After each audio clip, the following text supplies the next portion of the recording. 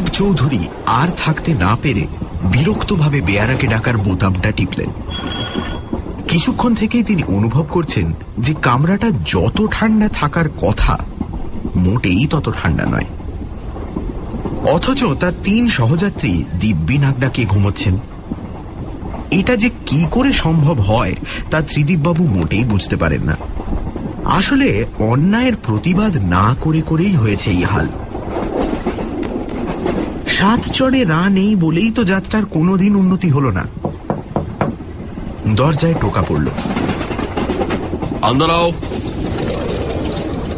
দরজাটা একপাশে সরে গিয়ে বাইরে বেয়ারাকে দেখা গেল। কামরার টেম্পারেচার কত রাখা হয়েছে? ধমকের সুরে জিজ্ঞাসা করলেন ত্রিদীপবাবু। ওটা মালুম নাহি। হ্যাঁ বাবু। কেন মালুম নেই কেন?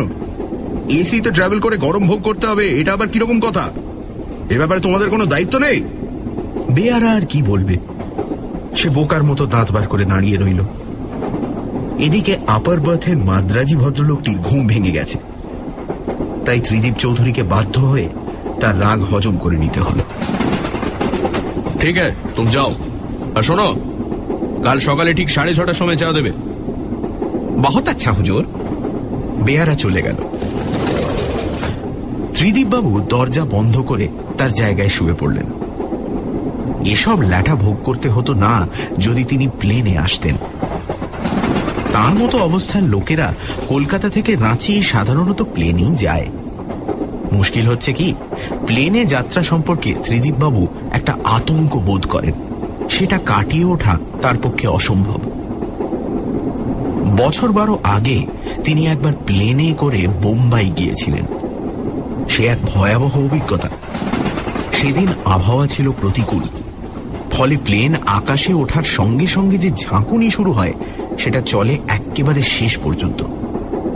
সেদিনই ত্রিদীপবাবু মনে মনে প্রতিজ্ঞা করেন যে তিনি আর কখনো প্লেনে চড়বেন না। তাই এবার যখন রাঁচি যাওয়ার দরকার হলো, তখন তিনি সরাসরি রাঁচি এক্সপ্রেসে বুকিং করলেন।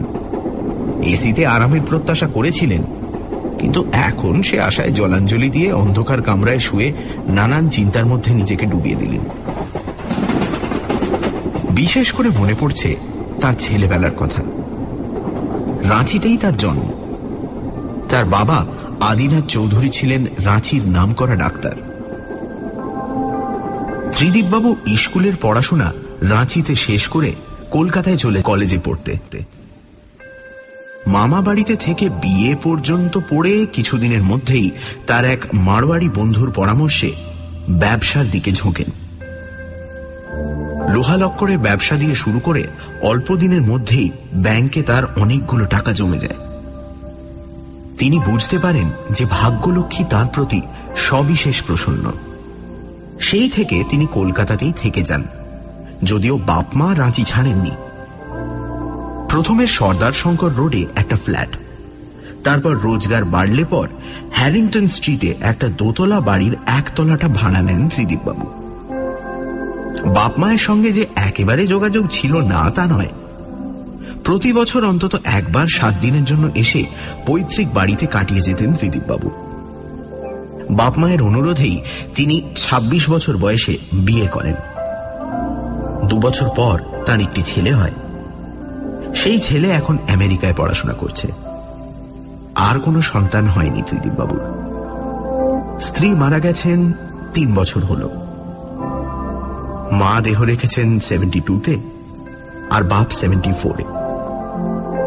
রাঁচির সেই বাড়ি এখনো রয়েছে একটি চাকর ও একটি মালির জিম্মায়। ত্রিদীপবাবু নিয়মিত তাদের মাইনে দিয়ে এসেছেন গত 10 বছর ধরে। বাড়িটা রাখার উদ্দেশ্য হল মাঝে মাঝে 2-4 দিন বিশ্রাম করে যাওয়া, কিন্তু রোজগারের ধান্দায় সেটা আর হয়ে ওঠেনি।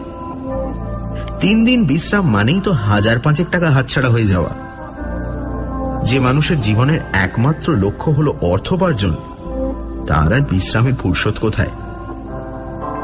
ত্রিদীপবাবু আজ লাখপতি। বাঙালিরা ব্যবসায় রোজগার করতে পারে না, এই অপবাদের মুখে তিনি ঝাড়ু মেরেছেন। এবার যে 10 বছর বাদে ত্রিদীপবাবু রাঁচি যাচ্ছেন, এটা বিশ্রামের জন্য নয়। রাঁচিতে লাক্ষার ব্যবসা একটা বড় ব্যবসা। এই ব্যবসায় কোনো সুবিধে হতে পারে কিনা সেইটা যাচাই করে দেখার জন্য রাঁচি যাওয়া। পৈতৃক বাড়িতেই থাকবেন ত্রিদীপবাবু। দুদিনের মধ্যেই কাজ হয়ে যাওয়ার কথা। প্রশান্ত সরকারকে তিনি চিঠি লিখে জানিয়ে দিয়েছেন আসছেন বলে। সেই তার বাড়িতে গিয়ে চাকরকে বলে সব ব্যবস্থা করে রাখবে। প্রশান্ত তার বাল্যবন্ধু, রাঁচির এক মিশনারি স্কুলে মাস্টারি করে। ত্রিদীপবাবুর সঙ্গে তার যোগাযোগ নেই বললেই চলে, যদিও পুরনো বন্ধুর জন্য তিনি এতটুকু করতে রাজি হবেন এটা ত্রিদীপবাবু বিশ্বাস করেন।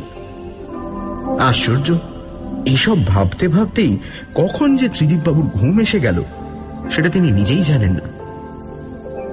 তারও যে অন্য 3 জন যাত্রীর মতো নাক ডাকে সেটাও কি তিনি জানেন? রাঁচি এক্সপ্রেস আসার টাইম সকাল 7:15। প্রশান্ত সরকার তার ছেলেবেলার বন্ধুকে স্বাগত জানাতে 10 মিনিট আগেই হাজির হয়েছেন স্টেশনে। স্কুলে থাকতে ত্রিদীপ চৌধুরী ওরফে মন্টুর সঙ্গে তার বন্ধুত্ব ছিল ঘনিষ্ঠ। ত্রিদীপ যখন কলকাতায় কলেজে পড়ত তখনও দুজনের মধ্যে নিয়মিত চিঠি লেখালেখি চলত। কলেজ ছাড়ার পরে এখন দুজনের মধ্যে ব্যবধান এসে পড়ে। এর জন্য দায়ী অবশ্য ত্রিদীপবাবুই। বাপ মা বেঁচে থাকতে তিনি মাঝে মাঝে রাঁচিতে এসেছেন, কিন্তু প্রশান্তকে না জানিয়ে। ফলে অনেকবার এমন হয়েছে যে দুজনের দেখাই হয়নি। কেন যে এরকম হচ্ছে সেটা প্রশান্ত সরকার বুঝতেই পারেননি। তারপর খবরের কাগজ থেকে জেনেছেন যে ত্রিদীপ চৌধুরী এখন একজন ডাক সাইটে ব্যবসায়ী, অর্থাৎ তিনি এখন প্রশান্তের নাগালের বাইরে। সেটা আরো স্পষ্ট হয় এই সেদিনের পাওয়া চিঠিটা থেকে। 4 লাইনের সংক্ষিপ্ত শুকনো চিঠিতে দুজনের মধ্যে দূরত্বটাই ফুটে ওঠে। বন্ধুর এই পরিবর্তনে প্রশান্তবাবু খুশি হতে পারেননি। স্কুলের সেই সরল হাসি খুশি মন্টুর সঙ্গে এই লাখপতি ত্রিদীপ চৌধুরীর যেন কোনো মিল নেই। মানুষ কি বয়সের সঙ্গে সঙ্গে এতই বদলে যায়?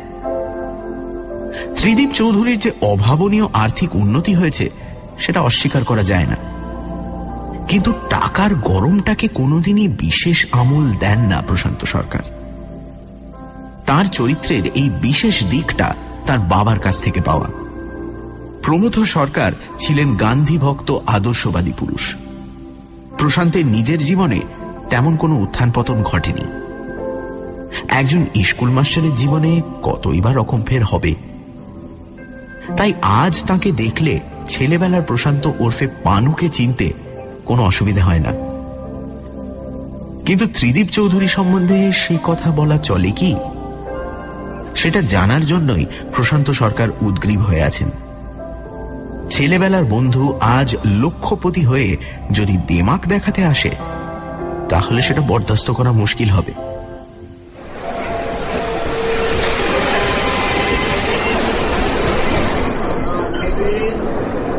ট্রেন এলো 10 মিনিট লেটে।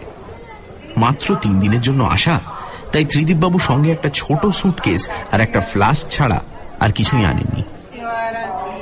সুটকেসটা প্রশান্তবাবু একরকম জোর করেই নিজের হাতে তুলে নিলেন। তারপর দুজনে রওনা দিলেন স্টেশনের বাইরে দাঁড়িয়ে থাকা ট্যাক্সির উদ্দেশ্যে। অনেকক্ষণ ওয়েট করতে হলো নাকি? ত্রিদীপ চৌধুরী প্রশ্ন করলেন হাঁটতে হাঁটতে। এই মিনিট 20। তুমি যে আবার স্টেশনে আসবে সেটা ভাবতেই পারিনি, কোনো দরকার ছিল না। আমি তো আর এই প্রথম আসছি না রাঁচিতে। প্রশান্তবাবু মৃদু হাসলেন, কোনো মন্তব্য করলেন না। চিরকালের অভ্যেস মতো তিনি বন্ধুকে তুই বলার জন্য প্রস্তুত ছিলেন, কিন্তু বন্ধু তুমি বলাতে সেটা আর হল না। এখানে সব খবর ভালো তো? জিজ্ঞেস করলেন ত্রিদীপবাবু। হ্যাঁ হ্যাঁ, সব ব্যবস্থা হয়ে গেছে। একদিন বাদে বাবু আসছেন জেনে তোমার মালি আর চিন্তামণি খুব এক্সাইটেড। চিন্তামণি হল একাধারে রসুয়ে আর চৌকিদার। বাড়িটা বাসযোগ্য আছে তো এখনো, নাকি ভূতের বাসায় পরিণত হয়েছে? প্রশান্তবাবু আবার মৃদু হেসে একটু চুপ থেকে বললেন, ভূতের বাসার কথা জানি না, কিন্তু একটা কথা তোমাকে জানানো দরকার। আমি সেদিন রাত্রে তোমার বাড়ির পাশ দিয়ে যাওয়ার সময় বাগানে একটা বছর 10-এর ছেলেকে খেলতে দেখেছি। রাত্রে মানে? বেশ বেশি রাত্রে, 11:30। দেখে চমকে গিয়েছিলাম, মনে হলো যেন 10 বছরের মন্টু আবার ফিরে এসেছে। এনিওয়ে, ভূত যে নয় সে তো বোঝাই যাচ্ছে। বাড়ি তো আমার বাবার তৈরি, ওদের কে মরেছে না মরেছে সে তো আমার জানা আছে। কথা হলো বাড়িটাকে ঝেড়ে মুছে রেখেছে তো? একেবারে তকতকে, আমি কাল গিয়ে দেখে এসেছি। ভালো কথা, তোমার কাজটা কখন, কোথায়? আমার নাম কাম যেতে হবে আজই দুপুরে, আফটার লাঞ্চ। মহেশ্বর জৈন বলে এক লাক্ষা ব্যবসায়ী ওখানে থাকেন, 2:30 অ্যাপয়েন্টমেন্ট। বেশ তো, আমরা যে ট্যাক্সিটা এখন নিচ্ছি সেটাই তোমার জন্য ঠিক করা আছে। এখন তোমাকে পৌঁছিয়ে দুপুরে খেয়ে আবার 2টোর মধ্যে তোমার কাছে চলে আসবে। নামকাম যেতে মিনিট 10-এর বেশি লাগবে না। ট্যাক্সিতে উঠে রওনা হওয়ার পরে প্রশান্ত সরকার জরুরি কথাটা পারলেন, তাও সরাসরি নয়, একটু ভনিতা করে। তুমি আছো কতদিন? আজ কথা শেষ না হলে কাল আরেকবার যেতে হবে, আমি ফিরছি পরশু। যা ভারভার্তিক চেহারা হয়েছে তোমার, খোলাখুলি কথা বলতেও সংকোচ হয়। কি বলতে চাও বলে ভালো না, এরকম ঘুরিয়ে পেঁচিয়ে বললেই সন্দেহ হয়। কিছুই না, সামান্য একটা অনুরোধ। তুমি রাজি হলে তোমার এই বাল্যবন্ধু খুব গ্রেটফুল বোধ করবে। কি অনুরোধ? ফাদার উইলিয়ামসকে মনে আছে? উইলিয়ামস? সেই লাল দাড়ি? লাল দাড়ি। সেই উইলিয়ামস বছর 5 হলো একটা স্কুল করেছেন গরিব ছেলেদের জন্য। তাতে হিন্দু, মুসলমান, খ্রিস্টান, কোল সব রকম ছেলেই পড়ে। মাথার ঘাম পায়ে ফেলে ব্যাপারটা দাঁড় করিয়েছেন ভদ্রলোক। তার খুব ইচ্ছে যে তুমি একবার স্কুলটা দেখে যাও। কিছুই না, আধ ঘন্টার ব্যাপার। ভদ্রলোক খুব উৎসাহিত বোধ করবেন। গেলেই তো হাত পাতবে। মানে? এইসব আমন্ত্রণের পিছনে আসল কথাটা কি তুমি জানো না? নতুন ইনস্টিটিউশন, টানাটানির ব্যাপার।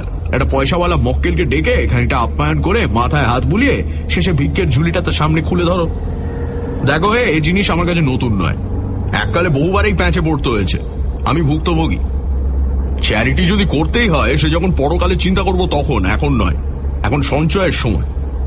পরোপকারী হিসেবে একবারটি নাম হয়ে গেলে আর নিস্তার নেই। কাজে আমাকে এ ধরনের রিকোয়েস্ট করতে এসো না, আমি শুনবো না। বুঝিয়ে বললে ফাদার নিশ্চয়ই বুঝবেন, আর সে বার তোমার ওপর। এখানে এসে কাজের বাইরে যেটা আমি করতে চাই সেটা হলো রেস্ট। কলকাতায় 1 মিনিট ফাঁক নেই।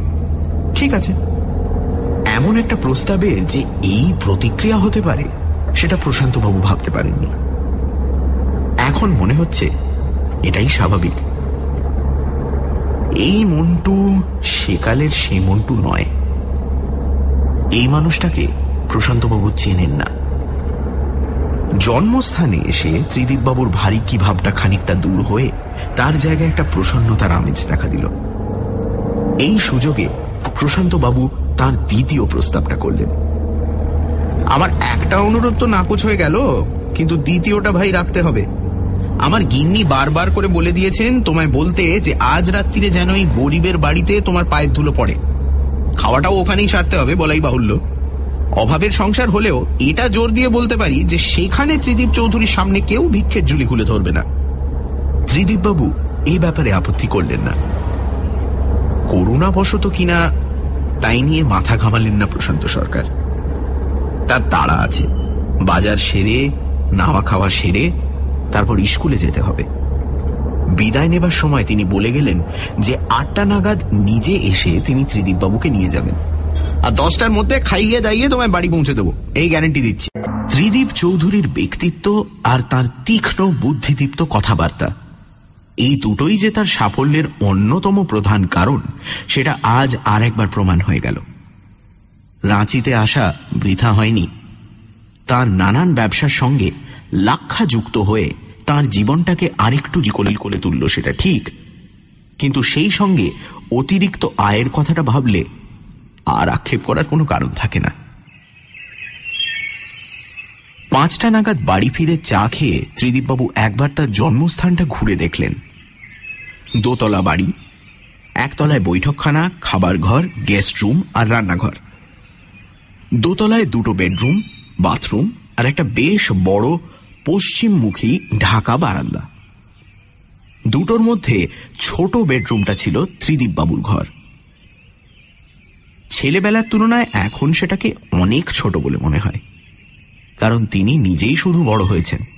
ঘর যেমন ছিল তেমনই আছে। ঘরের দরজায় দাঁড়িয়ে খাটটার দিকে কিছুক্ষণ চেয়ে থেকে ত্রিদীপবাবু স্থির করলেন আজ রাত্রে এখানেই শোবেন। চিন্তামণি সকালেই জিজ্ঞেস করেছিল, কিন্তু তিনি তখনও মনস্থির করে উঠতে পারেননি। রাত্রে বেরোবার মুখে চাকরকে ডেকে ছোট ঘরে বিছানা করার কথা বলে দিলেন। প্রশান্ত সরকারের স্ত্রী বেলা সুগৃহিণী এবং রন্ধনে সুনিপুণা, তাই খাওয়াটা হলো পরিপাটি। ভোজের ব্যাপারে প্রশান্তবাবু কোনো কার্পণ্য করেননি। বন্ধুকে মাংস, 2 রকম মাছ, পোলাও, লুচি, 3 রকম মিষ্টি ও মালাই খাইয়েছেন। ত্রিদীপবাবু তৃপ্তির সঙ্গেই খেয়েছেন, কিন্তু খাবার পর 10 মিনিটের বেশি বসেননি। তার বর্তমান অবস্থা এবং তিনি কিভাবে সেই অবস্থায় পৌঁছলেন সে সম্পর্কে প্রশান্তবাবুর কৌতূহল আর মিটল না। 9:45টার মধ্যে ত্রিদীপবাবু নিজের বাড়িতে ফিরে এলেন। বাড়িটা শহরের একটা অপেক্ষাকৃত নিরিবিলি অংশে। পাড়া এর মধ্যেই নিস্তব্ধ হয়ে গেছে। ত্রিদীপবাবুর সিঁড়ি দিয়ে দোতলায় ওঠার সময় নিজের পায়ের আওয়াজ নিজের কাছেই দুর্মুষের মতো মনে হল। দোতলায় এসে বাবু দেখলেন যে তার ছেলেবেলার খাটে তার জন্য বিছানা পাতা হয়ে গেছে। সবেমাত্র খাওয়া হয়েছে, তাই তিনি স্থির করলেন যে কিছুক্ষণ বারান্দায় আরামকেদারায় বসে বিশ্রাম করে তারপর শুতে যাবেন। হেলানো চেয়ারে গা এলিয়ে দিয়ে আধ ঘন্টার মধ্যেই তিনি অনুভব করলেন যে সারাদিনের সমস্ত অবসাদ চলে গিয়ে তিনি আশ্চর্য হালকা ও শান্ত বোধ করছেন। বাইরে ফিরে চাঁদের আলো, বাগানের একটা ন্যাড়া শিরীষ গাছের ছড়ানো কালো ডালগুলোর দিকে তার দৃষ্টি। ত্রিদীপবাবু বুঝতে পারলেন যে তিনি নিজের নিঃশ্বাসের শব্দ শুনতে পাচ্ছেন। সমস্ত বিশ্ব চরাচরে যেন সেটাই একমাত্র শব্দ।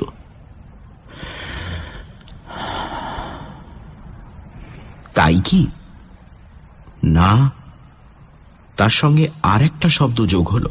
রথের দিনে খুব যদি ভিড় হয়, একটা ক্ষীণ কণ্ঠস্বর। সেটা কোত্থেকে আসছে বলা কঠিন। মনোযোগ দিয়ে শুনে ত্রিদীপবাবু বুঝলেন যে সেটা কোনো অল্প বয়স্ক ছেলের গলায় আবৃত্তির শব্দ। কবিতাটা তার ভীষণ চেনা। ক্ষীণ হলেও কণ্ঠস্বর স্পষ্ট, প্রত্যেকটি কথা পরিষ্কার। রথের দিনে খুব যদি ভিড় হয়, একলা যাব, করবো না তো ভয়। মামা যদি বলেন ছুটে এসে। এতদিন যেন ত্রিদীপ চৌধুরীর স্মৃতির কোণে লুকিয়েছিল কবিতাটা। আজ শুনে আবার নতুন করে মনে পড়েছে। আবৃত্তি ক্রমে ক্ষীণ হয়ে আসছে। ত্রিদীপবাবু উঠে পড়লেন চেয়ার থেকে। মনটাকে পিছনের দিকে টেনে নেওয়া কোনো কাজের কথা নয়। আসল হলো ভবিষ্যৎ, অতীত নয়। তিনি জানেন ভবিষ্যতে তাকে আরো অনেক উপরে উঠতে হবে। লাখপতি থেকে কোটিপতি হতে হবে। অতীত মানে তো যা ফুরিয়ে গেছে, শুকিয়ে গেছে, শেষ হয়ে গেছে। অতীতের চিন্তা মানুষকে দুর্বল করে, আর ভবিষ্যতের আশা তাকে সবল করে, সক্রিয় করে। নিজের শোয়ার ঘরে গিয়ে ত্রিদীপবাবু ভ্রুকুঞ্চিত করলেন। শহরে এখন লোডশেডিং। খাটের পাশে টেবিলের ওপর একটা মোমবাতি টিমটিম করে জ্বলছে। তার মৃদু আলোতেই তিনি স্পষ্ট দেখলেন যে বিছানাটা ভালো করে পাতা হয়নি। চাদর বালিশ দুটোই কুঁচকে আছে। হাত দিয়ে চাপড় মেরে সেগুলোকে টান করে দিয়ে পাঞ্জাবি খুলে আলনায় রেখে ত্রিদীপবাবু খাটে শুয়ে পড়লেন। মোমবাতিটা জ্বলবে কি? কোনো দরকার নেই। এক ফুঁয়ে সেটাকে নিভিয়ে দিলেন ত্রিদীপবাবু। পোড়া মোমের উগ্র গন্ধ কিছুক্ষণ বাতাসে ঘোরাফেরা করে মিলিয়ে গেল। পশ্চিমে জানলা দিয়ে আকাশ দেখা যাচ্ছে। রাতের আকাশ চাঁদের আলোয় ফিকে। পায়ের দিকে ঘরের দরজা। দরজা দিয়ে বাইরে বারান্দা ও বাঁয়ের সিঁড়ির মুখটা দেখা যাচ্ছে। সিঁড়ির দিকে দৃষ্টি যাওয়ার কথা নয়, কিন্তু ত্রিদীপবাবুর মনে হল তিনি যেন একটা পায়ের আওয়াজ পাচ্ছেন। খালি পায়ে থপথপ করে সিঁড়ি দিয়ে ওঠার শব্দ, কিন্তু কেউ এলো না। শব্দটা যেন মাঝ সিঁড়িতে থেমে গেল। হঠাৎ ত্রিদীপবাবুর মনে হল তিনি অনর্থক ছেলে মানুষই কল্পনাকে প্রশ্রয় দিচ্ছেন। সব ভৌতিক চিন্তা এক ঝটকায় মন থেকে দূর করে তিনি শক্ত করে চোখ বন্ধ করে ঘুমোবার চেষ্টায় প্রবৃত্ত হলেন। একতলায় খাবার ঘরের জাপানি ঘড়িতে ঢং ঢং করে 11টা বাজল। ঘড়িটা এতদিন বন্ধ ছিল, আজই সকালে ত্রিদীপবাবু আবার সেটাকে চালু করে দিয়েছেন। ঘড়ির শেষ ঢং মিলিয়ে যাওয়ায় নৈশব্দ যেন আরো বেড়ে গেল। ত্রিদীপবাবুর চোখ বন্ধ, এবং সেই বন্ধ চোখেই যেন তিনি টুকরো টুকরো ঝাপসা ছবি দেখতে পেরেছেন। তিনি জানেন যে এটা ঘুমের পূর্বাভাস। ওই টুকরো ছবিগুলো আসলে স্বপ্নের টুকরো। মানুষ গান করার আগে যেমন গুনগুন করে সুর ঠিক করে নেয়, এই টুকরো ছবিগুলো হলো আসলে স্বপ্ন শুরু হবার আগে স্বপ্নের গুনগুনানি। কিন্তু স্বপ্নের সময় এখনো আসেনি। চোখ বন্ধ অথচ সম্পূর্ণ সজাগ অবস্থাতেই ত্রিদীপবাবু তার ষষ্ঠ ইন্দ্রিয় দিয়ে অনুভব করলেন যে ঘরে যেন কে ঢুকে। না, শুধু ষষ্ঠ ইন্দ্রিয় নয়, শ্রবণেন্দ্রিয় বটে। ত্রিদীপবাবু নিঃশ্বাসের শব্দ পাচ্ছেন। কেউ যেন দৌড়ে এসে হাঁপাতে হাঁপাতে ঘরে ঢুকে দাঁড়িয়ে পড়ে দ্রুত শ্বাস নিচ্ছে। লোক দেখতে পাবেন এই দৃঢ় বিশ্বাসে চোখ খুলে ত্রিদীপবাবু বুঝলেন যে তিনি ভুল করেননি। দরজার মুখে একটি ছেলে দাঁড়িয়ে আছে। বছর 10 বয়স, আর ডান হাতটা আলতো করে দরজার উপর রাখা, বাঁ পাটা একটু সামনের দিকে এগোনো। ছেলেটি যেন ঘরে ঢুকতে গিয়ে লোক দেখে থেমে গেছে। ত্রিদীপবাবু অনুভব করলেন একটা ঠান্ডা ভাব তার পা থেকে শুরু করে মাথার দিকে উঠে আসছে শির দাঁড়াবে। প্রশান্ত বলেছিল এই ছেলেকে দেখেছে, বাগানে খেলছিল, ছেলেবেলার মন্টু। ছেলেটি নিঃশব্দে আরো 3 পা এগিয়ে এলো। এখন সে খাট থেকে মাত্র 4 হাত দূরে। ছেলেবেলার মন্টু। ত্রিদীপবাবুর হাত পা বরফ, মাথা ঝিমঝিম করছে। তিনি বুঝতে পারছেন এবার তিনি চোখে অন্ধকার দেখবেন। তার আতঙ্ক চরমে পৌঁছেছে। ছেলেটি আরেক পা এগোলো। বেগুনি শার্ট, এই শার্ট তো। সংজ্ঞা হারাবার ঠিক আগের মুহূর্তে ত্রিদীপবাবু রিন রিনে গলায় প্রশ্ন শুনলেন, আমার বিছানায় কে শুয়ে? কে শুয়ে? তার কখন জ্ঞান হয়েছিল বা আদৌ হয়েছিল কিনা, আর তারপর কখন তিনি আবার ঘুমিয়ে পড়েছেন, এসব কিছুই জানেন না ত্রিদীপবাবু। সকালে যথারীতি 6:30টায় ঘুম ভেঙে গেল। প্রশান্ত বলেছে 7:30টায় এসে তার সঙ্গে ব্রেকফাস্ট করবে। রাত্রে যা ঘটল, তারপর তিনি মামুলি দৈনন্দিন কাজের কথা ভাবতেই পারছেন না। জীবনে তিনি প্রথম এমন ধাক্কা খেলেন। কাল চাঁদনি রাতে যে আবৃত্তি শুনেছিলেন, সেই আবৃত্তি করে তিনি স্কুলে প্রথম পুরস্কার পেয়েছিলেন। আর দ্বিতীয় হয়েছিল প্রশান্ত সরকার। তাতে মন্টু খুশি হয়নি। দুজনেই ফার্স্ট প্রাইজ পেলে দারুণ হতো না রে, মন্টু বলেছিল তার প্রাণের বন্ধু পানুকে। আর ঘরে যে ছেলেটি এলো, তার মুখ বোঝা যায়নি, কিন্তু শার্টের রং যে বেগুনি সেটা দেখেছিলেন ত্রিদীপবাবু। এই বেগুনি শার্ট তাঁর সবচেয়ে প্রিয় শার্ট, যেটা তাঁকেই জন্মদিনে দিয়েছিলেন তার ছোট মাসি। সেটা কি তিনি ভুলতে পারেন? ওই শার্ট পরে যেদিন প্রথম স্কুলে গেলেন সেদিন পানু বলেছিল, তোকে ঠিক সাহেবের মতো দেখাচ্ছে রে মন্টু। এই অদ্ভুত ভৌতিক অভিজ্ঞতার মানে তার কাছে স্পষ্ট। আজকের ত্রিদীপের সঙ্গে ছেলেবেলার ত্রিদীপের কোনো মিল নেই। ছেলেবেলার সেই মন্টু ছেলেবেলাতেই মরে গেছে, আর তার ভূত এসে কাল জানিয়ে গেছে যে লাখপতি ত্রিদীপ চৌধুরীকে সে মোটেই বরদাস্ত করতে পারছে না। প্রশান্তবাবুকে রাত্রির ঘটনা কিছুই বললেন না ত্রিদীপবাবু, তবে এটা তিনি বুঝতে পারছিলেন যে শত চেষ্টা করেও তিনি সম্পূর্ণ স্বাভাবিক হচ্ছেন না। তাই বোধহয় প্রশান্তবাবু একসময় প্রশ্ন করলেন, তোমার কি হয়েছে বলো তো? রাত্রি ভালো ঘুম হয়নি নাকি? ত্রিদীপবাবু গলা খাঁকড়িয়ে বললেন, না, মানে আমি ভাবছিলাম, দুদিনের কাজ যখন একদিনই হয়ে গেল, তখন আজ একবার ফাদার উইলিয়ামসের স্কুলটা দেখে এলে হতো না? উত্তম প্রস্তাব, উৎফুল্ল হয়ে বললেন প্রশান্ত সরকার। মুখের হাসি ছাড়া অন্তরের একটা গোপন হাসিও হাসলেন তিনি, কারণ তার ফন্দি আশ্চর্যভাবে কাজ দিয়েছে।